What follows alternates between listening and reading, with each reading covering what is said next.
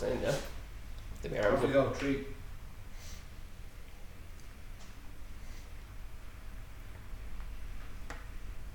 Can't do it. Hi, how's it going, guys? This is Ray Cook here, Ross McHugh and Connor Clark, and welcome to our Facebook Live questions and answers. We asked you there last week to submit any property related questions you had, and in fairness, loads of people have sent in questions and we've narrowed them down to some of the best questions. Obviously there's a few questions we can't answer, but we'll go through the clean ones anyway. Alright. This is a question in from John. What's the best time of the year to sell my house? Popular question, John. Yeah, it's one we'd be asked daily, Connor, I suppose. Yeah, majority of clients would ask that, John. No right answer to it. Depends on a number of factors, really. What would be your opinion? Traditionally, it would have been seasonal. It would have been maybe summer would quieten down because kids are off school, people are on holidays. Christmas might quieten down for obvious reasons, but recent years it's been go all year round. So really at the moment in this market, depends, a lot of things. The right time is probably when you're ready for it. On our advice, if we see other properties in the area, you might look at a week or two's difference. Stay away from probably the middle of December for the last 2 or 3 weeks.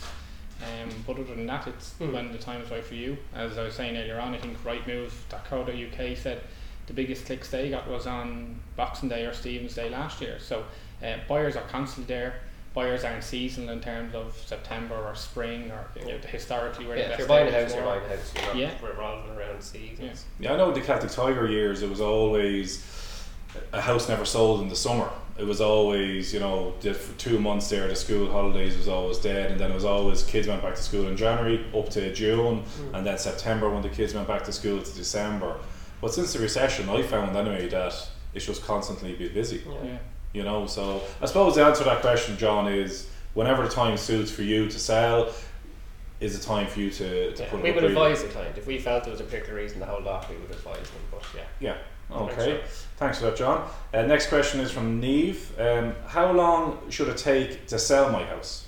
Times have pretty changed from last year to this year. Last year, myself and Ross would go out on a Saturday and you might say agree 10 houses.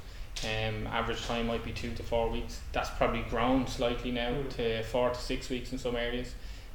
Some areas still will absolutely fly out the door, but 4 to 6 weeks is probably your average. price bracket as well. If you're going out to a property of a value, let's just say for example 700 and odd thousands, should take longer than a more affordable bracket, say in the 200s, which you would expect to turn them around quicker. So And then average, I suppose, as Connor said, we would quote to clients somewhere in the region of 4 to 6 weeks again. and then with solicitors then as well, so from start to finish it's taken. Conveyance, and then on top of it with the solicitors, we would normally say we would like to get it done in 8 weeks, but then again, depending, it could be anywhere from 8 to 12 weeks. We have some there at the minute that could be 16 weeks, 18 weeks, depending on whether you pick a right solicitor. The solicitor is vital, really, isn't it, guys? Yeah. Okay, hopefully that answered your question there, Neve. Next question is in from Ian. What are the costs for buying a house? For the buyer? From the buyer, yeah. Well, obviously that question we're probably talking about a deposit, stamp duty maybe. As a first time buyer, you'd need, say, your 10% deposit. So if we work off property, say again 250,000, your 25,000 of savings, your 1% stamp duty, another $2,500, and you've got then your solicitor's fees, which again depend on, let's just say $2,000, and a good surveyor then around probably 500. 500 surveyor. Your valuer from the bank as well, around 150 euros. Yeah. And then obviously money maybe to furnish it. Furniture again, depending on what the house is there as well. So there, that would be the cost. Like depending, obviously, you can spend as much money on furniture as you want there as well. But normally, deposit, stamp duty, so 10% deposit. Your stamp duty is 1% on the purchase price. Solicitors fees anywhere from 2 to 4,000 depending on your solicitor. Your surveyor is what, 400 or 500 euros normally. Valuer 150 quid, and then obviously whatever money you're going to spend. So again, in your price bracket, if you're buying a more expensive property, you need more with deposits and so on. Okay, great stuff. This is a question in from Sarah. is now a good time to buy, or should I hold out for prices to drop? Similar to the first question in terms of selling, personally, you buy a home when it's right for you. Look at your own situation in terms of if you're renting, are you paying sky high rent? Would it be cheaper with mortgages these days than paying 1,600-1,800 for a 2-bed apartment? But honestly, the right time is when it's right for you, and you can't look too much into the future. If you have the benefit of having a lump of cash and you're at home with mammy, then that might give you a year or two. If you have a young child and it's now's the time for you with job wise and stuff like that, is probably the best way to look at that. It's very rare we'd advise to hold off, unless, as Conor said, you're in a very comfortable position, that there was no pressure. You felt for whatever reason the prices were going to fall. But again, as a first time buyer, if you're paying rent, you buy now. Yeah. With rents the way they are now, it's cheaper monthly. If you're upgrading mortgage, and for the last few years you had no equity in your home, now the equity has moved up and it's now time for you to move, then certainly it's something to look at. You wouldn't be holding off, because you never know what. And obviously if you are trading up as well, if prices are going to fall by 10%, so the house you're selling is going to fall by 10%, and the one you're buying is obviously going to fall. So it's all relative. Obviously if you're a first time buyer, so obviously your advice is if you're renting, depends on the rent that you're paying, because if you're paying sky high, a lot of our tenants it'd be cheaper to buy the house that they're living in than pay the rent that What I would generally advise first time buyers especially is buy if it's within your affordability. Don't overstretch yourself. You still need to go on holidays, you still need to go out for meals. But you see a lot of people have learned the lesson of before. Exactly, yeah. So I would stress it to them. Buy now, definitely, but don't go mad. Make sure it's still affordable, and you've other things to do at the end of the month other than paying mortgage. Generally now, if you're paying rent, your mortgage is going to be cheaper. It is going to be cheaper to own the home, and again in 25, 35 years it's yours. Okay, great stuff. Thanks Sarah for that question. Next question is in from Nicola. It's all ladies there sending in questions. How much of a deposit do I need to put down? Obviously when that's buying a house. Generally, as a first time buyer, is 10%. Or sorry, booking deposit. What we would call the booking deposit is when when you go sale agreed and a price is agreed between the buyer and the vendor, which we would agree in the middle as the agent. We would request a booking deposit, which could be anywhere between generally 5,000 to 10,000 euros, depending on the that initial deposit would be refundable, obviously. So up until contracts are signed, if there was a problem with a survey or finance, up until contracts are signed, the booking deposit is refundable. And that's when you go into the larger contract deposit, 10%. Okay. And that's when you're. And obviously 10% of the purchase price. So again, if you work off the 250, it's 25 grand. And if you put down a 5,000 euro deposit, when you go in to sign contract to the solicitor, you only need to pay another 20,000. Normally, if you're a second time buyer, you need 20% deposit. 20%. So as well. Or the equity could be in your home from that side. Yeah, you could use the equity in your home to use that as well. Doesn't have to be just straight out cash. Yeah, great as well. Okay, thank you, Nicola. Cheers, Nicola. Thomas, thanks Thomas. I have a tenant in my investment property for just over 2 years. Can I sell it, and what notice do I have to give? Yeah, you can sell it, Thomas. Notice periods have changed and they're ever changing, so I'd certainly, whenever you're looking at doing it, contact us first. I think at the minute it's 120 days notice that needs to be given, but they're forever changing. I've had clients that we gave them advice in January and now that has changed again, and they have to look at a longer period, but at the minute I think it's in around 120 days. We would always stress, if it's something you're thinking about, speak to us first. Don't jump the gun, don't talk to the tenant. Get the professional advice, because as Conor said, always changing, and you obviously want to make sure that you're being fair to your tenant and sticking within the rights, rules, the obligations. So speak to us. It's free advice. I mean, why would you not? And just on that, with a lot of lads selling now, obviously if you have a good tenant, something that we do is we do try our best to rehouse them. We have a huge base of tenants, and that's obviously not pushing ourselves, but it is something that a lot of, whether it's us or someone else, will do. A good estate agent, if they're letting agents as well, they might be able to rehouse them there as well. Obviously as well, where a lot of landlords are falling down when they're handed out, when they're obviously trying to sell a property or whatever it is, they're obviously making a mistake with the notice there as well. Every day of the week, incorrect notice, and again that's part of why we would say talk to us first. It's free advice. We've no problem spending the time speaking over the phone.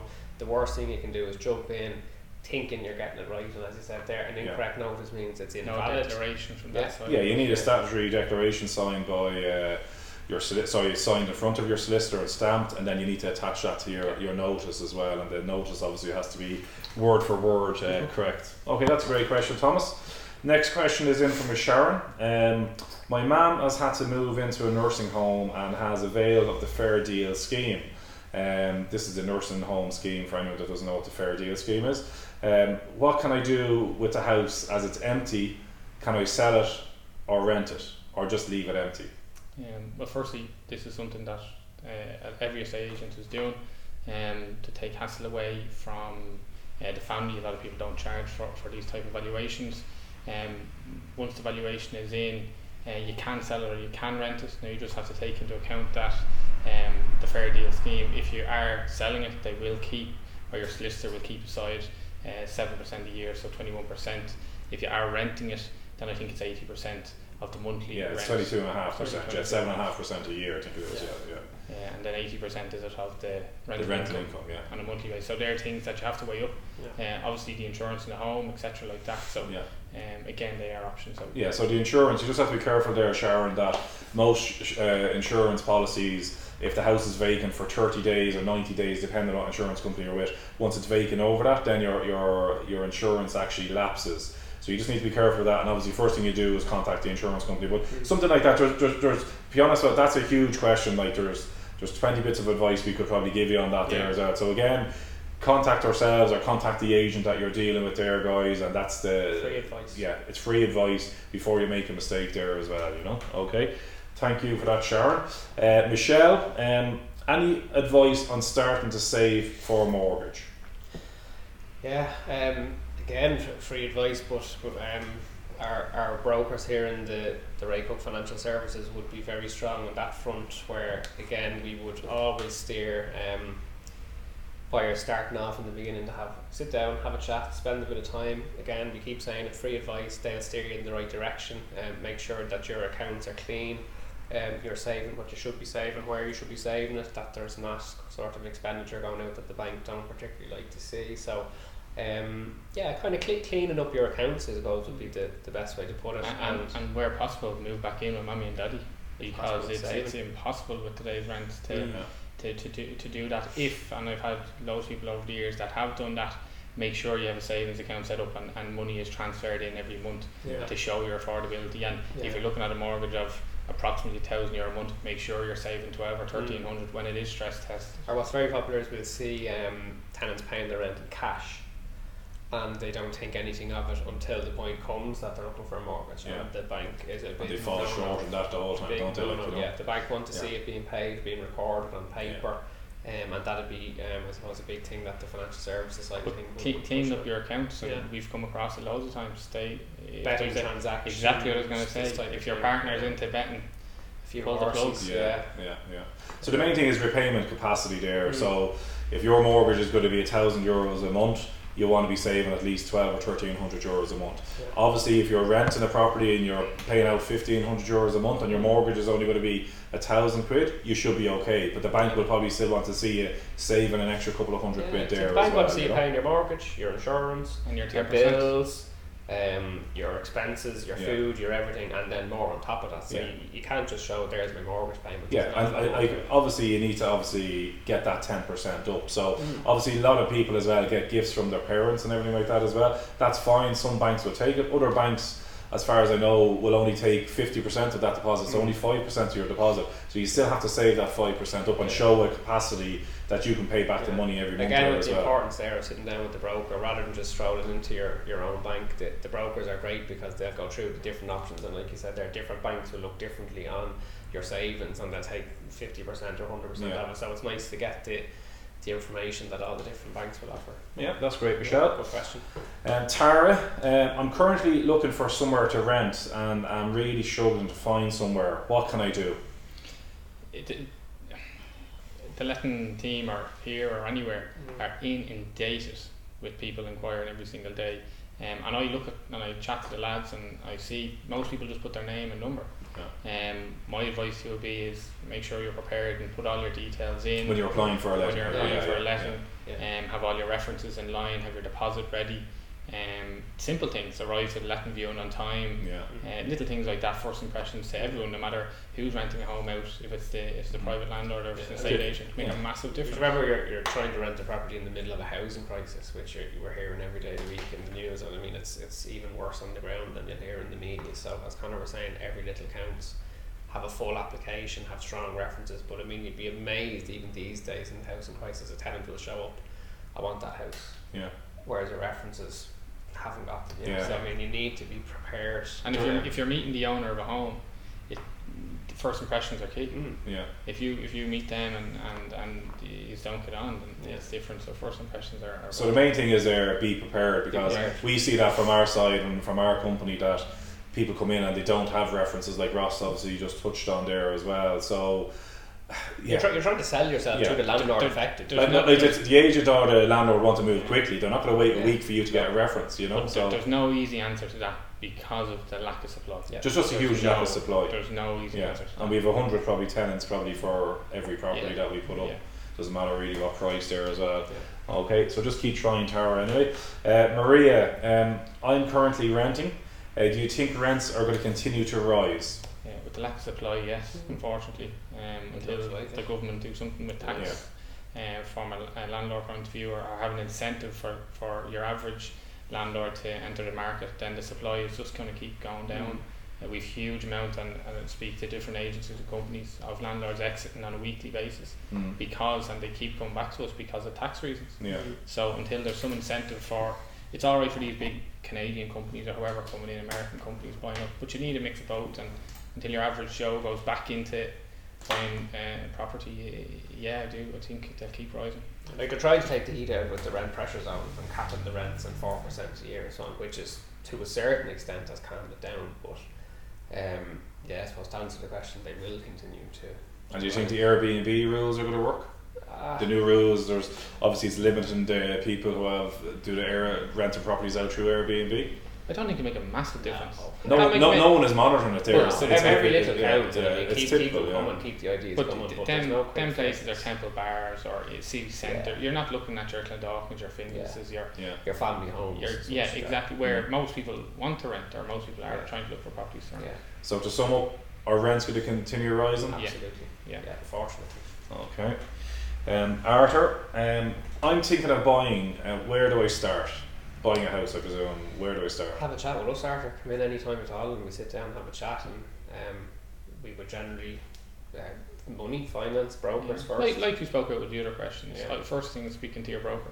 No money, no house, Arthur. So we would generally start there, and then we look at areas. We look at like at the minute if you have the stock, so there's open viewings going on 7 days a week. So. But once your money's in order, then the world's your oyster. Because again, without knowing your budget, Arthur, you don't know what you can buy. But you might love to have it's a great time to buy with stock levels at such a high level compared to maybe 18 months ago, where they were half. They've more choice now, really. Huge amount of choice. Get your mortgage. And banks want to lend to you as well. But the main thing, I suppose, is to shop around. So what happens when Arthur walks in like that and he speaks to us and we give advice and he speaks to the brokers? What we say is, great, Arthur, come back now to myself or Conor when you've got the budget in mind. You've got a figure that you can spend. We'll sit down, spend a bit of time with Arthur, and then discuss your realistic options. This is your budget, this is what we can get for you, this location, this size, and that's where we go from there. Okay, so main thing is get your finance in order, find out how much you can get money from the bank. It's a good time to be buying. It's a great time to be buying. Great time to be buying. Okay, Mary, a close relative of mine has recently passed away and made me the executor of her will. What do I need to do in relation to the property? Sorry to hear that first, Mary, but I generally go to solicitor. First breath is to speak to your solicitor. A lot of people do the probate themselves. It can be quite difficult, so depends on the family, etc. like that. But and the probate office always, when you have a probate going through a solicitor and going through a private, the probate office always deal with the one with the solicitors quickly. Now, only recently they've really tightened up on that, so I would recommend to Mary and to anybody, try not to look after the probate yourself. A good local solicitor for whatever the minimal fee that they may charge. It's going to add 3 or 6 months onto it, isn't it? Well worth it. Time wise, stress wise, well worth it. Where we come into play, or any agent that you're dealing with, Ours go out and value the property, whether it's 1 or 2 or 3 properties, for probate purposes, and we do the valuation. We do the valuations for free, so we try to make that part of it as easy as we can. For the difficult time that it is. The solicitor's going to need that anyway before they nearly talk anyway. So obviously make sure as well, Mary, that the property is properly insured, like we touched on in the previous question.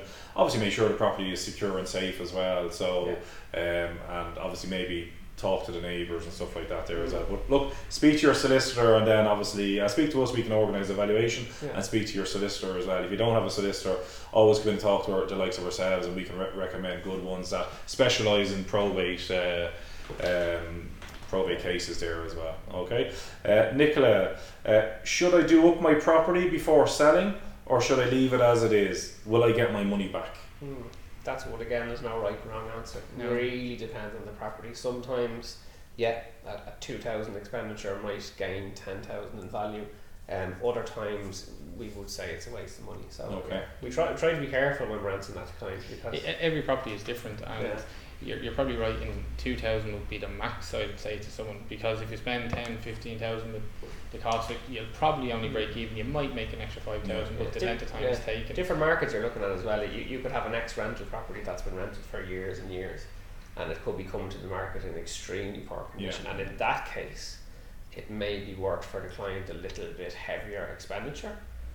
But generally on the family home side of things, it normally a lick of paint here and there is what we would recommend. One bit of advice I give everyone is just clean and clear. Have the home clean and clear for viewings. I've gone into homes over the years where you've know it yourselves. You've picked up underwear, you've picked up mad things. You're running around before a viewing. If you can have it clean and clear, you're making beds and you're doing everything. And then the vendors are giving out why the property isn't selling it. You know, so for no expenses, such a clean and clear won't cost you anything, but it will make a huge difference. It's a bit of hard work on a Saturday and whatever, like, you know, and maybe getting a skip. Also as well, you go off and. I always think, like I said, put a few pound into the house there as well, even like a lick of paint, and like you said, a clean and clear. You will always get your money back from there, because I think the way the market is at the moment, buyers have more of a choice. So if they see a dirty house and they see one around the corner that they can move into straight away, they're probably going to go with the house that they can move into straight away. You know? And in terms of structure wise and everything like that, they're probably the exact same. The only difference is one is clean and one isn't. And you'd be surprised on a Saturday morning if a buyer's viewing 10 houses. Which one do you remember? Which one do you remember? Great stuff. Alright, so okay, and this is from Abu. What are some of the difficulties I might face in selling my property? Well, Abu, obviously we try to keep the difficulties to a minimum as best we can, but like you'll find sales falling through for whatever particular reason.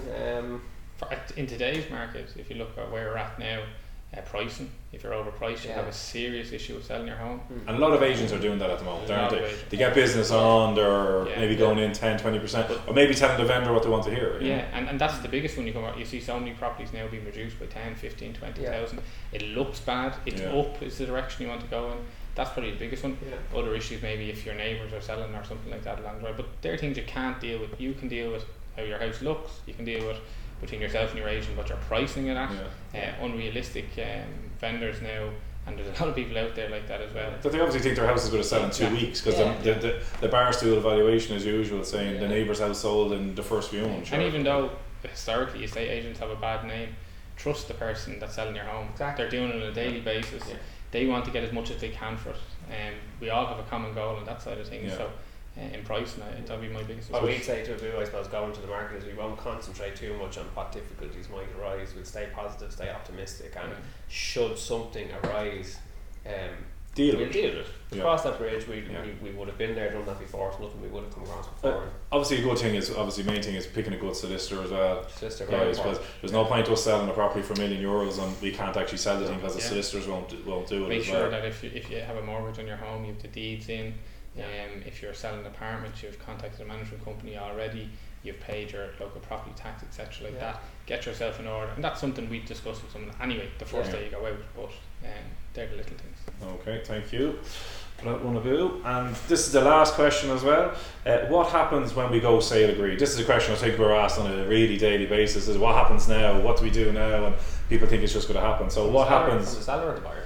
That's from I presume it's she didn't actually say there, so I presume it's from a buyer. I presume it's from a buyer there. So agree the price with the agent. pay the booking deposit, as we say. Yeah. We then once the buyer and the seller have appointed their solicitors, obviously at the early stage, we would then write to both solicitors. I suppose for what the buyer has to do is pay the booking deposit, instruct their surveyor and their mortgage valuer. And get them out within 2 weeks of going sale agreed. So that's what that's what will delay the sale going down the line, really. Yeah. We'll do everything else initially. We'll sort out solicitors, make sure contracts go out. What the buyer does is get the surveyor out. And as well as us keeping on top of the solicitors, it's very important the buyer keeps on top of their solicitor. Because that'll be the biggest thing. It's a huge part. Obviously their loans as well, to speaking to their mortgage broker, the person in the bank. The life assurance is massive there as well. The amount of people with the life assurance there that they're being told to go off and get a medical, and then their doctor not filling out the form for 3 weeks, and these are all the things that you mightn't see in the background. It's not just as easy as saying, "No, I'm buying that house." There's the price. There's so much in the background that our job doesn't stop either when the price is agreed. And don't forget to invite the agent to the house one. Okay. Very important. So that's it, guys. I hope you enjoyed the Q&A here. Thanks for everyone for submitting in your questions there, and hopefully it has been helpful. And don't forget as well, if you need anything else, you can obviously send us a message on any of the social media, obviously Facebook, Instagram, Twitter and LinkedIn there as well. So thanks again, guys, for tuning in.